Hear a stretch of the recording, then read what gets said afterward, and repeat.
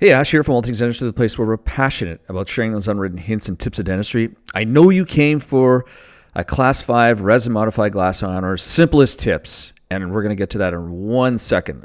At the end of this video, it's all the tooth is actually right here. We're going to be doing that resin modified glass ionomer Class 5 restoration on. But this is also a high caries risk patient. Whoop, let me get that out of the way. And this patient had presented after a pulpectomy several months ago, had a large apical abscess on the tooth. So what we decided to do was access this, and then while the patient was numb, let's do one of several Class 5 restorations that the patient needs. So if you're curious and how this was actually had a deep split, let me go ahead and take a look at the one coronal section of this tooth. So it's tooth number 3-5. And you can see it gets kind of messy down here, and we were trying to figure out whether there was a buccal split. It's not very obvious. It's not very clean on the cone beam, as clean as I would love it to be. But we did get a main canal, which is right down the middle, 21 millimeters. But then later on, I was able to actually find a deep split, and I'll show you this crazy technique, tip that you got to have a little bit of nutso to do it, but if you have a brand new file and you're willing to test it on extracted teeth first, you might be able to actually access it. Anyways, if you're interested in, that's not the screenshot, but if you're interested in a systems-based confidence building course and you want a root canal like an endodontist, go ahead and check us out at allthingsendo.ca. I can tell you now that this is a passion of mine, and I hope you won't be disappointed. Anyways, let's get on to that Class 5 restoration. So we've done all this stuff. That's all the secret right there. We placed okay, there it is right there. So we finished the repulpectomy on tooth number 3-5. And at the same time, the patient is still numb. So what we're going to do is let's just start with a Class 5 restoration on this canine. Let's get this all sorted out here. There we go. It's right. Ooh. Okay, here we go. I'm showing you real life, so I'm not going to reset the rubber dam, redo everything. We're just going to go right ahead, and this is how we roll, and sometimes in real life. So patient has a Class 5. The patient there actually is a really important thing I want to show you. Okay, so we pulled the rubber dam forward of tooth number 3-5. Yes, this is real life. I'm not going to reset the rubber dam. Let's just keep rolling. But one of the key things that I need to check is to make sure he's still numb, even after that pulpectomy, the repulpectomy. So we're going to take cold, our endo ice, test that tooth. Patient doesn't feel anything, like, okay, good. We're good to go. We've still got some anesthesia on board, some effective anesthesia. Let's go ahead and start restoring this tooth number 3-3 with our Class 5 Class 5 glass ionomer. Now, I didn't use this technique ever before. I've been using it for about a year now. It's unbelievable. And a brand new, it was not brand new, but a 2 to 3 year dentist taught me this. What we'll use, and what I've done, what I was taught when I worked in Belgium for a few years, and I was taught by my compadre to take endo ice and spray it on my plastic instrument, the instrument you use to fool around with to place your glass ionomer, because glass ionomer sticks to anything, any type of instrument, it sticks right to it. And I'm just checking to make sure there's no decay under that glass ionomer. Just kind of, as I was doing this, I was looking there like, I wonder if there is. So I would take endo ice, spray it onto, I would place my glass ionomer, take endo ice, spray it on my plastic instrument, and then move it around and try to make it nice, and it still wasn't effective. But I can tell you this technique uses a white stone. I don't know if you've ever used that before. I've never seen it before. It literally changes the game. It makes it so much easier. So we just removed a bit of the enamel, and now this is actually a number 4 long surgical round burr. I've slowed it down in our electric handpiece down to like 1500 RPM. So we're just removing any of that decay. But Class 5 restorations are well known, if you've been doing these for a while, to have hemorrhage along the gingival margin. Now, if you're a dentophile, you may have seen these before, but if you're not a dentist, and you've never seen these Class 5 or never done these Class 5 restorations, gingiva is usually irritated from the bacterial content there, and they can hemorrhage like crazy. And one of the most difficult things is isolation. So what I'm going to do here is we're going to take, we're going to make sure I'm just checking to make sure that there's no decay underneath this restoration. And I'm kind of I'm humming and hawing. We're going to come back to this restoration actually at the next appointment to take a look, just to make sure. We're going to better the patient's oral hygiene. because it's fairly low right now. And then what we're going to do, so I'm going to take Teflon. You can use, I'm going to push away the free gingival margin. And normally you use a cord packing instrument. You can use cord, you can use whatever you want. I love Teflon for this purpose. I don't have the right instrument here, but it serves my purpose. Been doing this for a few years now, so can pretty much make anything work. It's not as easy, but it still works. So we're just going to place that Teflon in there, and that gives us our dry field. And then let's just make it work here. We're slowly making it work here. Now what we're going to do is we're going to place our conditioner, our tooth conditioner from, we're just using Fuji 2. So we're going to place our conditioner on there. And I apologize if this is actually my phone that's kind of zooming in. It's focusing on in and out, and I didn't put it on, didn't standardize the focus, so it's going to go in and out. So it's a little bit out of focus. I'm not too happy with it. But I really wanted to share this technique with you because it's really, really simple. So we're going to rinse that off, and then we're going to, so we've got a really nice, I don't even know how you can describe it like that. We've got isolation, we've got a rubber dam, and then we're going to zoom in a little bit here. Let's see here. So you can see this is our dentin. We've got our enamel, we remove the decay. And then what we're going to do is we're just going to take our glass ionomer, and we're going to place it right on there, just like this. You can make that noise too. So you can see here my instrument is frosted, and I was kind of like, oh, I'll just frost it and see what happens. Not see what happens, but I'm like, maybe I should just try the old way that I used to do it. I'm just kind of, you don't really need to do this, but I'm just placing a little bit of pressure, and then that's it. Because normally what I would do is you try to like push it around, mold it, and it sticks to your instrument. Then it starts setting. You know what I'm talking about? Then it starts setting, and then it starts tearing because it's not fully set. It's actually quite a frustrating material to use. So what this young dentist taught me was to then take a white stone in a high speed. I didn't even know what these were for. I still don't even know other than this. You can use them for finishing your margins. There's a whole bunch of things. Put in the comments below what you use your white stone for if you do. I've slowed this down to 60,000 RPM in the high speed, but honestly, it doesn't remove enamel. It doesn't remove cementin. It just nicely, reduces. So we're doing a subtractive technique. So we added, additive and subtractive. I was thinking about that as I was driving and describing this to you. We're doing an additive technique of adding the restoration, and then we're doing a subtractive technique to make it flush with the rest of the tooth.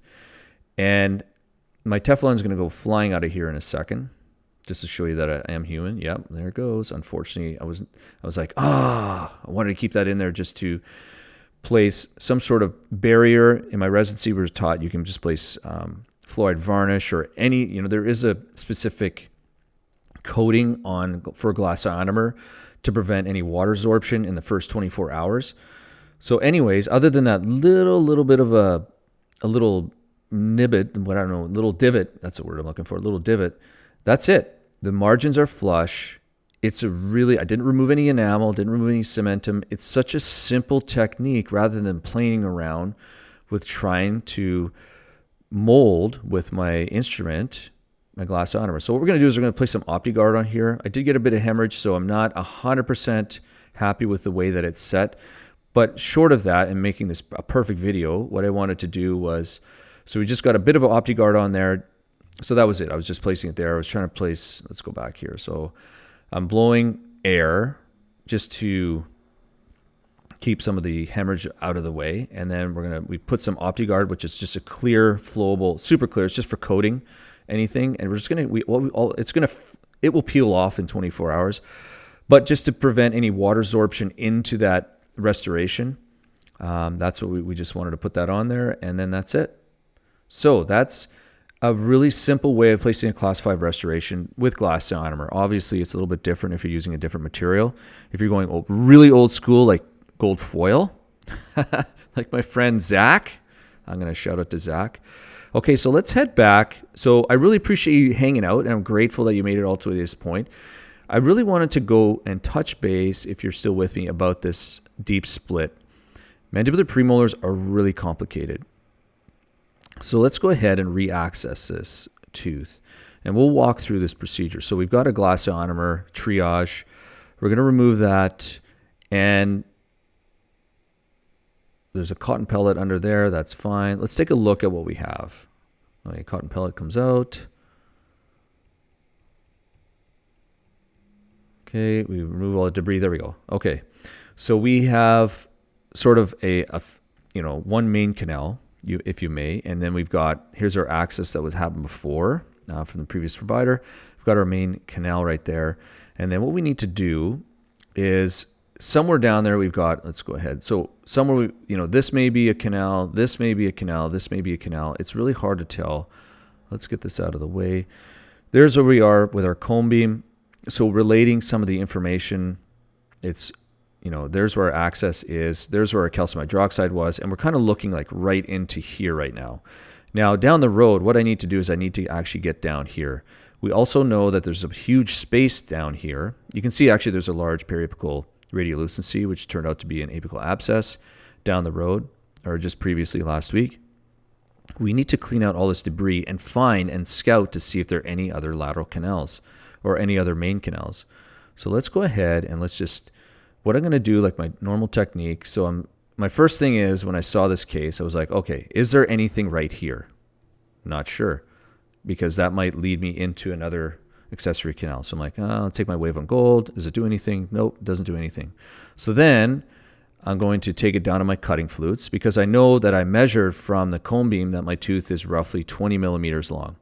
So what I'm going to do is I'm going to open up the coronal 2/3, which is roughly to the end of the cutting flutes, which is 17 millimeters on the wave on gold primary, or the whole wave on gold system. We're going to take it right down there to that length. And what that does is it immediately opens up the canal so I can start getting some irrigant down there, so I can get a better, more predictable working length. And it just makes life easier to be able to see what's going on. What I was doing there is I was shaping more buccally. Let's see if I do it again. So I'm putting a little bit of lateral pressure to try to see if I can just clean up, open everything up, and let's see what's going on here. So we're going to irrigate everything out, and at the same time, I'm going to take my eddy version. This is actually, I've cut the tip off because it had really bent. And anyways, we're going to irrigate that out with full strength sodium epichlorite, and let's see what comes out of there. All right, so now you can see how much, look at all the junk that comes out of there. All that debris. It's really making sure, that's really the key thing I find in endo, especially, one of the key things is making sure you irrigate enough with, if you're using full strength, half strength, 1%, whatever it is, making sure you get a lot of irrigant downrange. Okay, so can you compare the difference from where we started to where we are now? So now we can see better. I mean, we can't see lots, but we can see that now, what's this? Is that something? Maybe that's something, I'm not sure. I troughed that a little bit, like, maybe it's the start of a canal, I'm not sure. The cone beam was kind of fuzzy. I think it was scanned at 120 voxel, so it wasn't super perfect. So then what we're going to do is we're going to take our hand file. Let's go ahead and we're going to establish our working length, but also establish our glide path. I'm sorry, my hands are in the way. Okay, so we're going to fast forward. I clean and shape the primary canal, and then there was something I scouted along the mesial, or the buccal part of the wall, and you can see here what I'm doing is I've got a apical bend on that file, and I'm trying to use my cotton forceps to slide it down the lingual. I'll switch it out to my hands as well. So I'm trying my hardest. There's a little bit of debris, like I can see down the scope. You can't see it in the video, unfortunately, but there's debris hiding out along the lingual portion of this canal. So what I'm doing is I'm taking that bend file, I'm taking the file with the bend, and we're slowly sliding it apically, and it's just not getting in there. I'm like, there's something there, but I can't get a hand file into it. So I'll do it by hand. So what I do is I'll see if I've got a small apical bend, but then there's also a bend along the rest of the file. Let's see here. So you can see there's a small apical bend. I'm going to try to slide it, and there's something like right about there. It's this white little spot, and I'm like, oh my gosh, this is going to drive me bananas. And I'm trying to get in there, here. I don't know if it's it's right there. You see that? So the main canal kind of shifts down over this way. There's this white spot. I'm like, oh, this is driving me crazy. I got to get down there. And what had happened was, so I'm like, okay, well, one way I know easily to do it, to open up. So the next key is to kind of open up more of this side of the wall, this lingual portion of the canal. One quick way I do it normally is I'll just actually use the file itself, and I'll just use lateral pressure with my rotary file. And you'll see here, I'm just going to place the file in the canal and just place lateral pressure. That's it. It's just cutting on its side, and that's it. If it fractures, it's nowhere down, it's down the canal. I can easily get it out like a Gates Glidden. I mean, hell, you could use a Gates Glidden as well, or you can use ultrasonics. This is really quick because I have it in my hand, and what I'm doing is I'm just literally conservatively removing, because I could use a Munspur, but it's a little more aggressive. I'm just trying to access that, what I think is a lingual canal. And let me just take a look here. I'm trying to access something that comes along the side. Like we can see down, so I've got the main canal, but then I'm trying to get into something that's, I can see it like in the microscope, like right around here, I can see it, but I just can't get hand files into it. And it's actually, if you've ever been in that, I'm sure you have, if you've ever experienced it, you can see something or you can feel something like, I just can't get into it. Maybe it's a metaphor for life, I'm not sure. Anyways, there's something like right around there where that's liquid, that's irrigant, right? It's like right there. So I'm like, that's it. I'm going to take my Wave and Go primary, because I've used this in, probably about 20 cases, the same technique. And what I'm going to do is I'm going to bend the tip of the file. And I have a lot of confidence in this file to do this. And no, they don't pay me. I'm not getting paid by Dentsply. So what I'm going to do is I place this little apical bend, and then I'm going to run that down the lingual. Now, I haven't made a glide path, nothing like that, but I've done this in extracted teeth many, many times, and I've had success. Obviously, you got to be very careful of fracture. But it's a balance between fracturing a file, not fracturing a file, but it's a balance of not doing anything and then trying your damnedest to get in there, because this case had already flared up. So I place it down, and boom, I get some cutting. And I'm like, oh my gosh, I got it. It's like the best feeling ever. I love it. So at that moment, I'm kind of like, we should probably, I want to go a little bit more. So we'll take that. So one of the key things here is, in this case, I'm not recommending you do this. I just kind of want to give you some ideas. And I would highly recommend practicing extracted teeth. Is the handpiece, see where the handpiece is running kind of, let's say north to south in this picture. This bend is actually 90 degrees away from it, to the left of the handpiece or right, whatever way you want to do it. So when I place the handpiece down, it actually skates along. So what I'm doing is I'm skating along the lingual wall, engaging some sort of little catch. It's actually like a bump, and boom. Now what I'm looking for is it's cutting, tip still there, we're set. Because if that tip fractures, I do not have the expertise. I'll be right up front. I do not have the expertise to remove that. Oh, there it is right there. You can see it now. You can see it more clearly. That is that lingual deep split. Look how far down it is. This is kind of nothing. I think it's just like a pretend. It might be something. I was trying to get into it. But this is actually the lingual split, which is actually like right about here. So again, our main canal goes all the way down, but we have something right there, which approximates, let's move this out of the way, which is actually this little guy, which is somewhere around here. Wow, was I ever excited. And it took a really long time to finally get down that canal. So here we are, cleaning and shaping it better. I'm just opening literally the coronal 2/3 of that because I don't have a working length. I know that my main working length of the case is 21 millimeters, so I'm staying short of that. And then what we're going to do is let's irrigate. There it is again, so you can see it. So I've been looking at this little bit of debris. I've been looking at that the whole case pretty much in my microscope, thinking like, there's got to be something in there. And this is the lingual portion of the tooth. This is the buccal. And I've been trying to scout on the buccal for some sort of opening, but it just wasn't there. But I got it on the lingual. So what I'm going to do now is I'm going to slide my hand file down there, and then let's just get a working length. So we have a little bend on the apical portion of that. Get a working length, and then what I'm going to do, I can't remember, I take my file one more time. Yeah, so we'll take this all the way down the length. And this is actually a brand new file that I did this with. So my original canal, I used, one primary, and then to start doing this bending bit, I used another file, a brand new one, because it's just not worth it, fracturing one. So that's another option too. Just throw out your old one and then place a brand new one. Okay, so let's see. I think we're going to take it right down to length, all the way down there. Oh no, you know what? Actually, this is the brand new one because I was kind of like, I've worn it out. I've put a lot of forces on the old one. So you can see this one's fresh. Look at that beautiful gold. So brand new bend. And we're going to slide that all the way down. It's literally sliding. That's all I'm doing. This is really tactile. We get it in there. There we go. So we're going to take it to the 20. So what I'm doing here is I'm not actually using the rubber stop. I'm actually using the markings on the file, 18, 19, 20. So again, and I know it's not in the main canal if we look over here because we still have cutting. I've actually opened the main canal to a 3506. And if this was going down the main canal, there'd be absolutely no debris on this file. So that's what's really, I mean, it's so cheesy, but it's so exciting. Look at that. There it is. Boom. And the other main canal is down there. I mean, it's super exciting, complicated to get into. And that's why, when a patient comes with a mandibular premolar, I'm usually, it's the anatomy can be so variable. It's that I become a little bit cautious and almost, I can't say for sure to recommend getting a cone beam, but it might not be a bad idea because of the variability of the anatomy. Super crazy. So I'm going to take my pretend Eddie. I love this thing. And let's turn it up. Let's see if we can hear it. I tell my dental assistant, it's like, okay, now